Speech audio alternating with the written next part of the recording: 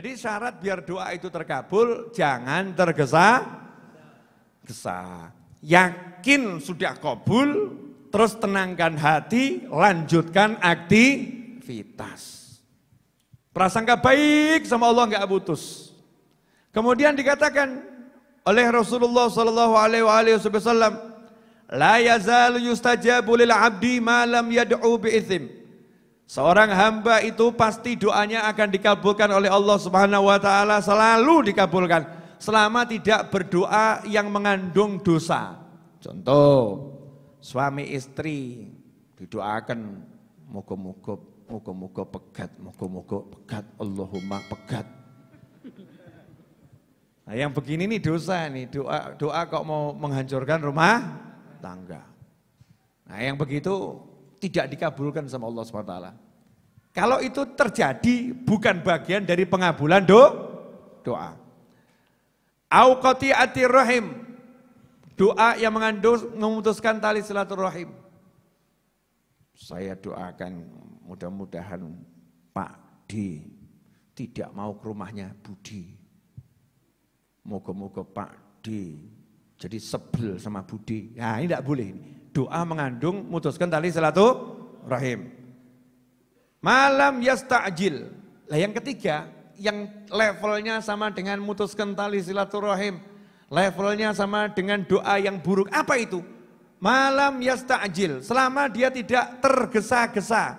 Sahabat pun nanya, wamal istijal? Ya Rasulullah, mal istijal? Wahai Rasulullah, apa yang dimaksud dengan tergesa-gesa? Maka dijawab oleh Nabi Muhammad SAW, qad da'autu wa qad da'autu falam ara yustajab li fayastahsiru 'inda dzalik wa yad'ud du'a. Nah, ini yang terjadi sekarang. Yang namanya tergesa-gesa itu orang yang berdoa ngomong qad da'autu, saya sudah doa tapi enggak kabul. Saya udah doa tapi enggak kabul. Akhirnya orangnya jadi gelo, nyesel. Kok enggak kabul, terus malas berdoa, terus meninggalkan doa. Ini banyak kasus. Beb, ya munjiah sudah saya amalkan tapi enggak kabul, Beb. Jadi saya enggak munjiahan lagi. Yasin saya baca tiap hari enggak kabul, Beb. Jadi saya malas baca Yasin lagi. Masya Allah. Nah, yang begini ini yang menyebabkan doa tidak enggak kabul. Maka istiqomahlah dalam berdoa. Saya tiap habis sholat, di antara doa saya, ya Hannan, ya Mannan, ya Fattah, ya Razzaq, ya Ghani, ya Mughni, Allahumma kfini bihalalika an haramika wa aghnini bifadlika amman siwak. Itu yang awal doa minta rezeki, yang akhirnya doa minta lunas hutang. Setelah itu saya enggak mau mikir. Usaha gerak. Saya enggak akan ngomong kok enggak hasil ya. Itu enggak akan kabul kalau begitu. Kalau saya udah minta, saya yakin kabul. Makanya Sayyidah Rabi'ah Al-Adawiyah radhiyallahu anha pernah ditanya oleh seorang warga di zamannya, wahai Rabi'ah Al-Adawiyah, kapan saya tahu kalau doa saya dikabulkan oleh Allah Subhanahu wa taala? Maka dijawab oleh Sayyidah Rabi'ah Al-Adawiyah, kalau lisanmu sudah digerakkan untuk meminta berarti sudah dikabulkan. Yang menggerakkan lisanmu untuk minta siapa? Allah. Berarti Allah mau ngasih. Allah mau ngasih. Jangan kemudian kamu batalkan dengan kalimat kok enggak kabul ya. Nah ini loh bahayanya luar biasa. Sampai di sini jelas saudara-saudara? Alhamdulillah. Saya udah bicara entah berapa menit. Sekarang udah jam 9 lewat 7 menit. Lewat 9 menit yang betul ya.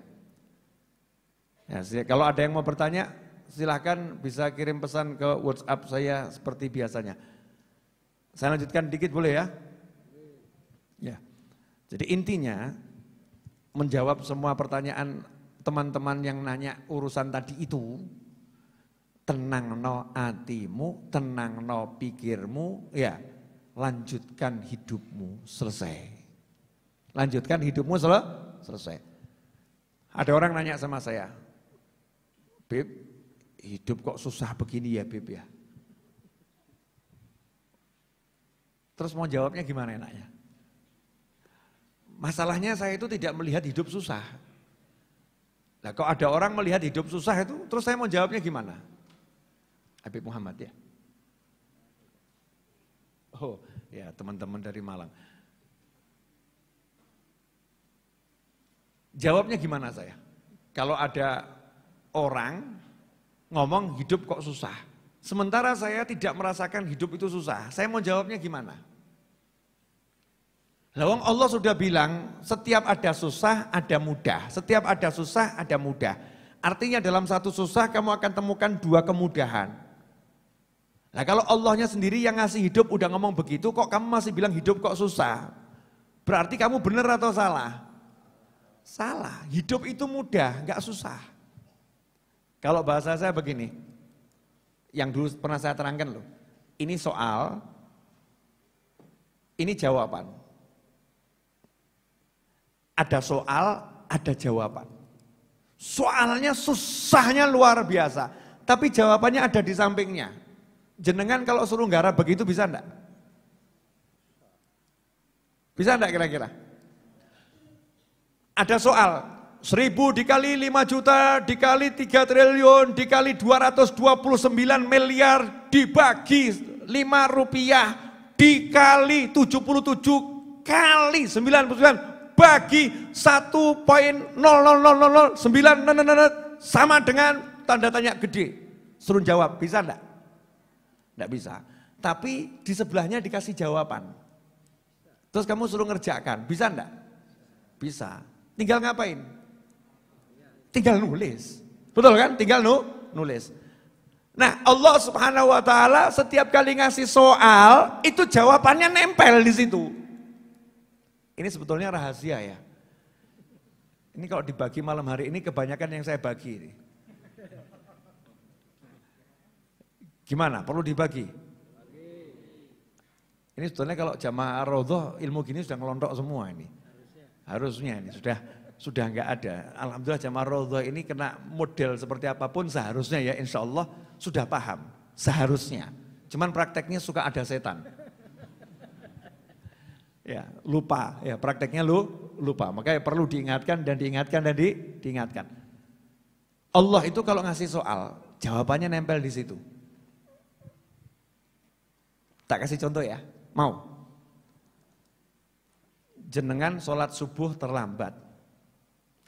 Adzan subuh jam 4 lewat 3 atau lewat 4. Sekarang jam berapa nanti subuh? 4 lewat 4? 4.07. 4 lewat 07 adzan subuh. Ya. Jenengan jam 4.010 dengar suara adzan masjid-masjid masih belum selesai didengar. Bentar lagi, tidur lagi. Bangun-bangun jam 8. Pernah enggak begitu? Jangan ngaku, jangan. Aib, itu aib. Di hati saja. Aib harus disembunyikan. Pernah enggak begitu? Ya udah, pokoknya gitu ya. Nah, terus jam 10 jenengan bangun segera sholat qadha gitu. Sholat qadha. Tapi kan dosa itu tadi dengan sengaja meninggalkan sholat. Jam 10 tiba-tiba istri marah-marah. Kamu tuh begini. Ruwet atau enggak ruwet ini? Ruwet atau enggak ruwet? Ruwet. Sebetulnya jawabannya gampang. Kamu berusaha, jangan marah, begini, rampung, bingung. Setangi turu, ngerti bojo ruwet gitu. Pusing. Padahal jawabannya gampang. Bojomu ki ruwet gara-gara subuhmu telat. Paham? Berarti caranya biar sama Allah disadarkan nih istri enggak ruwet lagi gimana? Langsung istighfar, ya Allah maafkan subuh saya yang telat tadi, ya Allah ampuni, istighfar. Lagi gak rumangsa beres subuh. Hati enggak ada gelo, enggak ada kecewa. Oh ya diajar rasakno kowe. Kalau kamu nggak bisa ngerasakno, ya gelo sholat subuhmu tadi, ya rasakno diamuk bojo piye. Iki lagi diamuk bojo, engko nek dicekel malaikat jegerno neraka piye. Wis timbang kejeger neraka ben bojomu ngamuk, penghapus dosamu. Dosamu habis. Tapi apa mau dosa jenengan dihabiskan dengan dimarahi istri terus? Stres loh, enggak enak. Sama juga istri begitu. Kenapa suami saya begini, kenapa? Ini bukan masalah suamimu. Lihat dirimu, masalahnya tuh di dirimu. Da'uka minka wadawa'uka fik. Penyakit itu dari dirimu sendiri dan obatnya dalam dirimu. Jangan nyalakan orang lain. Gagal paham tuh nyalakan orang lain. Suami saya kok begini, istri kok anak saya. Tontonan dulu, sholatmu piye, sholatmu piye, sholatmu dulu tontonan dulu. Cek sholatmu, cek sholatnya. Lihat kamu gimana sama Allah Ta'ala, kamu sama Allah gimana, hatimu sama Allah bagaimana. Istighfarmu seperti apa. Begitu kita selesaikan itu. Urusan yang lain diselesaikan sama Allah Ta'ala. Nah kalau kangelan ada yang lebih gampang. Wah subuh telat gimana, waduh istighfar ya istighfarnya nyesel tapi ki dosa gede ki Allah. Mulai cek saldo, masih ada 200 juta saldo, ya wis lah. Biar nanti Allah mengampuni saya, iki masjid iki kita kok jete wis elek. Ya masjid jete wis elek. Sing sholat subuh ki do ngantuk, Masya Allah. Kalau begitu saya mau sodakoh, saya mau beli kopinya Habib Novel, nanti sabar sih. Belum selesai ini ceritanya. Saya mau beli kopinya Habib Novel, jadi buat jatah masjid 5 di kampung saya, tiap subuh mau saya buatkan kopi, tak enterno, biar jamaahnya habis sholat, melek kabeh minum kopi. Allahumma, Masya Allah. Istri yang tadi marah, tiba-tiba berubah, Mas maafkan saya ya mas. Aku tadi khilaf, Masya Allah, bener kata Habib Novel, bener, iya. Ini bukan kata saya, ini ilmu langit ya begitu caranya. Yang bisa dandani cuma Allah, bukan akalmu, bukan kemampuanmu, bukan. Maka pakai yang begitu. Jelas semuanya? Jadi hidup itu mudah atau susah? Mudah. Loh, penyelesaiannya tinggal sama yang punya hidup kok angel. Bereskan urusan kita sama Allah, beres urusan kita dengan selain Allah, selesai. Gak angel. Jadi orang yang merasa hidupnya angel itu berarti hidupnya dia sama yang maha hidup angel. Kalau hidupnya dengan yang maha hidup itu enggak angel, maka hidupnya dengan yang maha tidak hidup manusia ini, maha mati manusia ini ya. Itu akan jadi juga enggak angel kalau sama Allah enggak angel. Sama Allah mudah, baik hubungannya, nanti manusia sekitar akan dibuat mudah. Loh Beb, dalam kenyataannya itu kan ada orang-orang soleh, Nabi aja dilempari batu. Loh, kalau bentuk tampaknya enggak enak itu ya akeh. Tapi yang ngerasakan lu enak loh.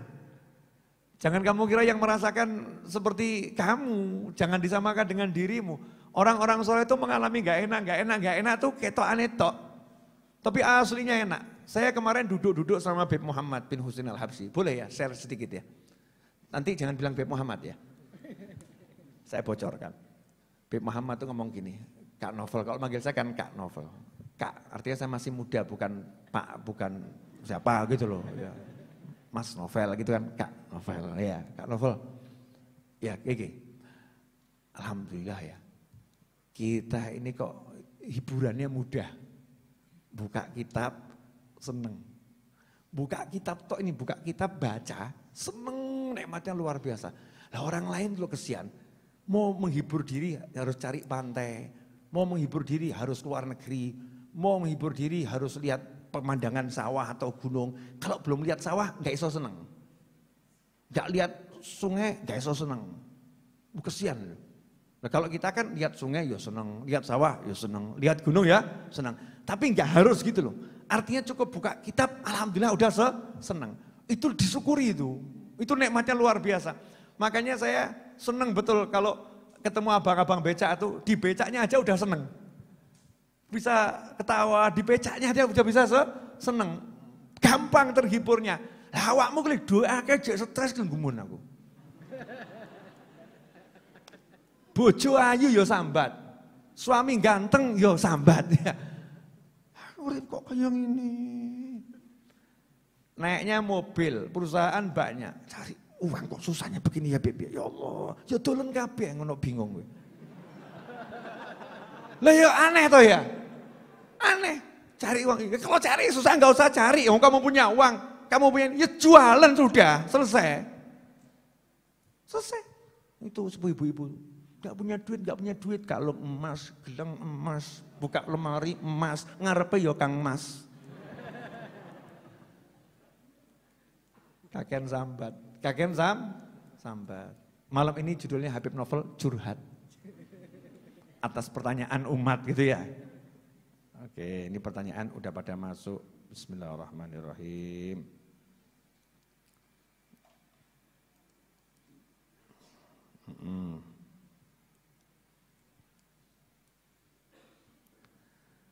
Ya, ngomongin orang saya nggak mau. Habib, minta dituliskan doa untuk bisa disegerakan keturunan yang soleh, solihah Habib, amin. Manja bener. Saya suruh nuliskan doa gitu ya. Terus tinggal ngucap tuh Allahumma dzurriyyah solihah, selesai kan ya. Ya Allah minta keturunan yang soleh, Rabbana hablana min azwajina wa dzurriyyatina qurrata a'yun waj'alna, sampai akhir itu sudah lebih dari cukup. Kangelan Beb ya sing gampang dungenin Nabi Ibrahim, Rabbi habli minas sholihin. Kok ketoknya kependekan Beb loh, kan gitu ya. Kayak dawa kedawan, kayak pendek kependekan ini. Aduh, menungso. Oke, baca lagi.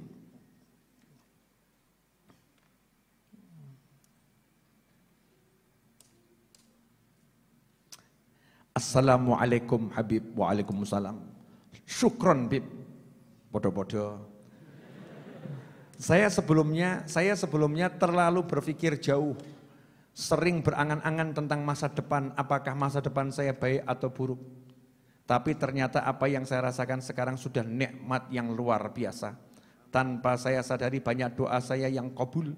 Doa yang dulu pernah saya doakan. Terima kasih Habib, setelah melihat kajian Habib saya lebih sadar akan mensyukuri dan menikmati nikmat yang saya rasakan sekarang. Alhamdulillah. Ya, satu dari sekian miliar orang yang sadar.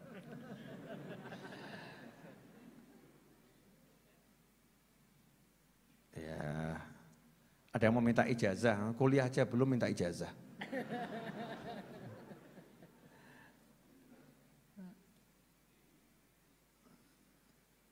Assalamualaikum Bib, tanya bagaimana hukum ya uang dari hasil bla bla bla bla bla bla bla. Nanti itu fikih, bukan bidang saya, no fikih ruwet-ruwet thariqah saya asyikiyah yang gampang-gampang saja.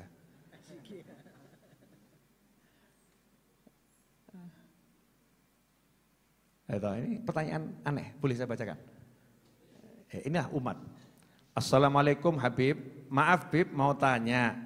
Gimana cara supaya tidak ngantuk ketika bangun jam 3 malam? Piye coba? Ya, kalau buat baca wirid habis subuh juga ngantuk. Padahal jam 8 malam sudah tidur. Tapi kalau adzan subuh baru bangun enggak ngantuk. Ya. Jadi kalau adzan subuh enggak ngantuk, kalau jam 3 malam bangun ngantuk, habis subuh baca wirid ngantuk. Terus corone piye? Nomor 1, beli kopinya Habib Novel. Ya. Loh iya.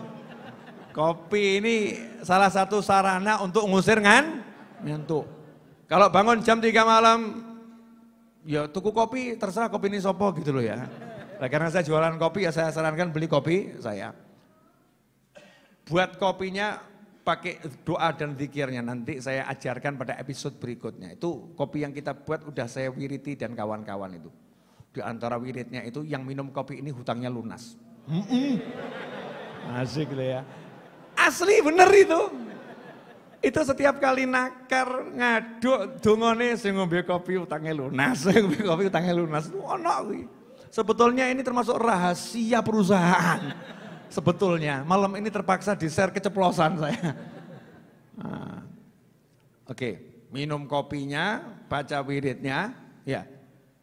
Di antara wiridnya minum kopi jam 3 malam tuh baca ya qawiyu ya qawiyu ya qawiyu 116 kali. Yang maha kuat, ben gak ngantuk ya panggil Allah, Allah yang kuat kok ya, yang maha kuat tuh. Terus apa lagi, kan segala upaya jalankan, mandi, Habib adem, panasono banyu nih, kelamaan ya modal, Ya, nyelengi beli mesin pemanas. Nawa itu mesin pemanas untuk tahajud. Kan keren. Jangan niat-niat yang gak jelas. Wah, awan-awan panas-panas berendam air panas gitu ya. Ya boleh-boleh saja. Tapi kalau mau ya tadi itu untuk bangun tahajud. Di antaranya begitu. Apalagi lari di tempat. Nah itu kadang itu bukan ngantuk kok. Setan males. Oh tidur dari jam 8 kan, jam 3, 8, 9, 10, 11, 12, 1, 2, 3, udah 7 jam. Kalau masih ngantuk terus berarti setan males. Lawan, dengan apa? Ya bangun tidur itu baca doa seperti sunnah. Kalau kita bangun tidur kemudian baca doa, kemudian kita wudhu, sholat 2 rakaat dulu, insya Allah setan ngantuknya hilang. Kalau masih setan ngantuk udah pergi, setan malas masih berada di situ. Terus gimana? Ya olahraga, pemanasan. Loncat-loncat, lari-lari gitu kan ya. Ya, gugah bojo, tangi. Masuk aku. Nah, kok seger langsung. Itu nanti langsung akan seger. Kemudian mau tidur jangan makan banyak-banyak. Mau tidur makan banyak-banyak itu ya otomatis ngantukan. Terus kalau udah terlanjur makan banyak sebelum tidur jalan-jalan. Jalan-jalan dulu, yang nggak usah keluar rumah. Saya diajari Bib Novel, kalau mau tidur jalan-jalan dulu, jadi jam 11 malam keluyuran. Bukan gitu, jalan di tempat keliling gitu ya. Biar lemak-lemaknya luntur, semuanya luntur yang nggak sehat tadi. Ya kurang lebih seperti itu. Ya ternyata pertanyaan-pertanyaan menyenangkan. Bib, usul kajian episode yang akan datang bisa tema tentang warisan. Kok ngebet banget ya, warisan ini apa ya? Gak paham lah. Tema warisan di download saja di YouTube banyak yang bahas warisan hukum fikih. Ini saya bukan lagi bahas tema warisan, ini saya lagi bagi warisan ini sekarang ini. Oh ini warisannya Kanjeng Nabi Muhammad sallallahu alaihi wasallam. Beb, apa manfaat dari sholawat A, sholawat B? Ya Allah, ya Rabbi. Saya tuh masih bingung sama orang yang nanya, apa manfaat sholawat ini, apa manfaat sholawat ini, apa manfaat sholawat ini. Apakah setelah sabda Nabi SAW, siapa bersolawat kepada 1 kali, Allah bersolawat kepadanya 10 kali, kurang cukup. Mikir didik ya. Nah kalau sudah kamu disolawati Allah 10 kali itu jadinya apa gitu loh ya. Wes. Gak usah tanya manfaat yang lain, masa masih kurang cukup. Allah bilang, aku bersolawat kepada orang yang bersolawat kepadamu sekali, aku bersolawat kepadanya 10 kali, pol loh ya, pol. Cuman ya gak paham-paham kita ini, kita. Oke.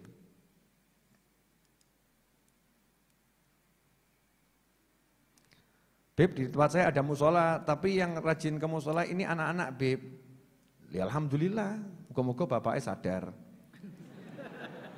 Lah ya betul kan ya, alhamdulillah. Kalau yang rajin ke musola anak-anak itu alhamdulillah. Saya justru agak sedih kalau yang ke musola ke masjid ini yang banyak bapak-bapak itu saya sedih. Kenapa? Kalau bapak-bapak itu jelas usia menjelang mati, sadar itu wajar. Lah sing nom iki ning ndi? Generasi mudanya ini kemana? Kalau anak-anak kecil mau masuk ke masjid musola itu kabar gembira itu. Kita bisa menjaga mereka dari pergaulan yang enggak benar, bisa mengkader dari sekarang. Nah ini pertanyaan bagus tapi hati-hati. Assalamualaikum Habib Novel, saya mau bertanya doa yang seperti apa yang harus kita panjatkan agar orang tua dan keluarga segera mendapatkan hidayah. Karena mereka tidak pernah sholat dan ibadah yang lainnya sedangkan saya masih takut untuk mengingatkan. Syukron Bib. Wassalamualaikum warahmatullahi wabarakatuh. Ya. Jadi kalau ada orang di sekitar kita ini belum ibadah seperti kita, nomor 1 itu bukan bab doa dulu. Nomor 1 bab ojo sombong. Jangan sombong. Jangan mengatakan, kok bapakku begitu ya. Tapi ada sombongnya itu. Terus mandangnya dengan rendah. Mandangnya dengan menghina karena belum ibadahnya tadi. Belum menjalankan rukun Islamnya yang sholat dan lain sebagainya. Sombongnya dihilangkan 1. Nomor 2, sedih. Ya Allah, kok yang dapat nikmat ini hanya aku. Syukuri sekaligus sedih. Nah di situ baru minta sama Allah Ta'ala. Dungone apa? Dungone itu ya gitu. Ya Allah tolong nikmat ini juga agar bisa dirasakan oleh orang-orang yang dekat sama aku. Tolong ya Allah agar nikmat ini juga dirasakan kepada orang lain. Nanti kalau doa nggak ada sombongnya dengan rendah hati seperti itu, insya Allah ya akan tampak hasilnya segera. Nah yang seringkali enggak, tahu orang tuanya nggak sholat, enggak ini gitu ya. Terus tambah kemudian tunjukkan sarungan, kopiahan, baju putih, terus pakai selendang. Mana le? Neng di le? Masjid pak? Masjid pak? Gitu. Nah, sama rodok ngegas tuh, masjid pak? Gitu. Ini ada sedikit kesombongan. Yang bagus lain, pakai baju putih, kopiah putih, sarungan, pakai selendang, parani bapak ibunya cium tangan. Pak, Bu, pamit tidak masjid rien, pangestunipun nggih, selamat mugi-mugi kula. Masya Allah. Itu bapak ibunya jelas. Ya Allah, anakku ya. Anakku gak tau negur aku, gak tau ngopo-ngopo, njaluk donga. Aku sing gak sholat dijaluki donga, Masya Allah. Itu nanti otomatis berubah dengan sendirinya. Jadi seringkali ya kesombongan kita itu yang membuat doa-doa kita jadi tidak begitu cepat tampak hasilnya. Lanjutkan, tambah sedikit, jangan banyak-banyak tambahnya. Karena itu kopi sudah menunggu di luar untuk segera dibeli. Punten Bib, Ana dari Banten izin bertanya. Ana itu artinya saya, bukan nama seseorang loh ya, ojo ngawur awakmu. Soalnya ada yang ngebatin gitu, sopo Ana ki sopo. Ana seringkali merasa sedih, tapi tidak tahu apa sebabnya, bawaannya melo. Masya Allah. Adakah solusinya Habib? Jazakallah khairan Habib wa iyyakum. Tontok saya lanang bawa wedok. Ya. Karena kan harus tahu, ini kasusnya masalah melu. Jadi begini, ini ibu-ibu yang nanya, namanya ada soalnya di nomornya itu ada namanya. Saya harus menjawab sesuai dengan kondisi yang bertanya. Kalau perempuan kok sering sedih gak ada sebabnya, maka saya harus memberitahukan kepada perempuan bahwasanya perempuan itu memang tingkat sensitivitasnya itu lebih tinggi daripada laki-laki. Sensi itu, jadi kadang yang suka melo itu hati. Nah coba dicek, itu pas tanggal dekat menstruasi, kemudian pas menstruasi, atau setelah menstruasi. Kalau emang di masa itu wajar, ya itu wajar, cek itu dulu. Kalau laki-laki saya nggak akan jelaskan begini, lanang kan masuk awakmu mens, nggak mungkin tuh ya. Nah ini para perempuan, cek dulu. Oh perhatikan, catat setiap saya sedih itu pas iya tanggal ini mah deket mens. Jadi begitu deket mens melo, jangan mikir macam-macam. Gawan bayi, kan itu apa namanya? Seperti orang mengandung tuh kalau mens itu kan ya. Begitu jebol tuh lego itu ibu-ibu itu ya. Sudah lego. Nah tapi kalau ternyata enggak di waktu itu pra atau pasca atau saat, di waktu yang lain, ada memang yang namanya alham, sumpek. Sumpek itu kadang datang tanpa sebab yang kita ketahui. Tetapi disebabkan dosa-dosa yang kita enggak sadari. Dosa-dosa kita enggak sadari. Lah caranya gimana ngilangkannya? Ya istighfar. Istighfar yang banyak, karena kaitannya dengan dosa. Kemudian yang ketiga, bukan bab sumpek, tapi orangnya baik. Orangnya baik jadi melo, kenapa? Karena hatinya melembut. Hati itu kalau melembut, bawaannya pengen nangis. Tapi ada orang yang gak pengen nangis, ditangis-tangis no. Kalau hati yang melembut itu bawaannya jadi pengen nangis, ya ada, itu bagus. Ya biasakan, nanti lama-lama normal. Yang keempat, ya mens enggak, kemudian sumpek tidak, ya hatinya melembut juga tidak. Kok melo, kenapa? Was-was. Jadi ada orang yang was-was mati. Jadi begitu kelingan teringat Bojonya iling mati, nangis. Kehilangan anaknya ingat mati, nangis. Itu ada was. Setiap orang beda-beda kasusnya. Maka kita tidak bisa menjawab dengan kepastian karena ini nggak bisa. Silahkan dicek dari apa yang saya sebutkan tadi, kira-kira yang paling mirip yang mana. Insya Allah itu jadi jawaban. Amin. Satu lagi.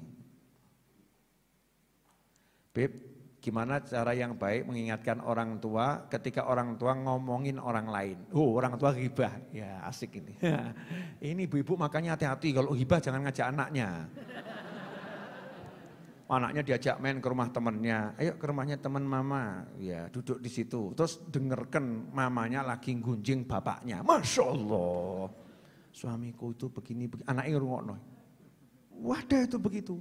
Ya enggak Bu? Ada enggak Bu? Loh ngaku toh, aku seneng. Ngaku. Atau gunjing orang lain, yang gunjing orang lain.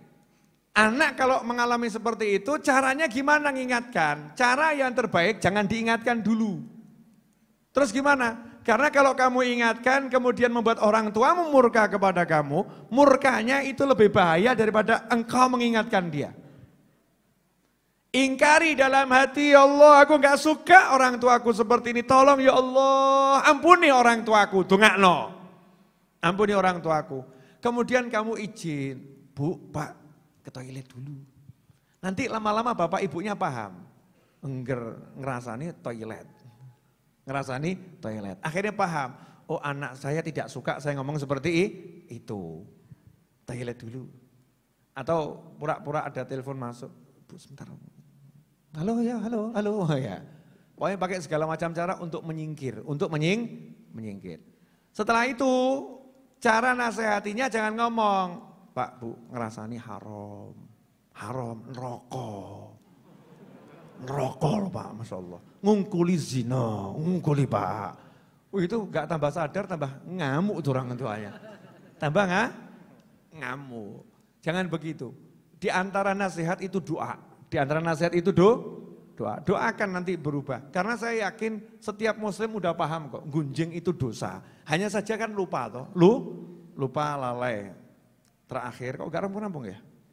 Dia tadi terakhir terus.